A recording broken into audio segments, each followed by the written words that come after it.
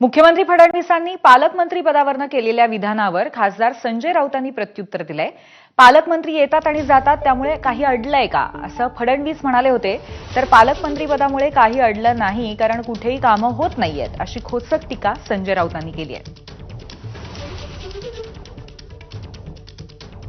आता फक्त अमृत स्नान होतं, आता शाही स्नान होत नाही आणि हे अमृत स्नान अत्यंत महत्त्वाचं आहे। पालकमंत्र्याचा आणि त्याचा काय संबंध येतो?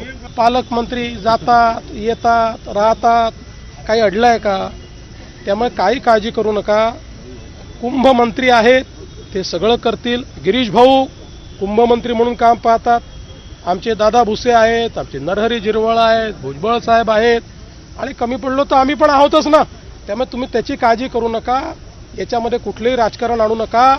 आपला हा धार्मिक आणि सांस्कृतिक अशा प्रकारचं हे पर्व आहे। बघा, ते बरोबर बोललेले आहे। पालकमंत्र्यांशिवाय काही अडलंय का? ते काय चुकीचं बोलले? मुळात सरकार या राज्याचे मंत्रिमंडळ आहे त्यांच्याशिवाय काय अडलेलं नाहीये। मंत्री कामच करत नाहीये। मुख्यमंत्री नसले तरी पण राज्य चालतंय।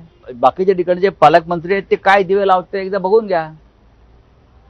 पालकमंत्री हा जिल्ह्याच्या लुटमारीसाठीच नेमला जातो अलीकडे आणि पोलिसांवर दबाव आणण्यासाठी।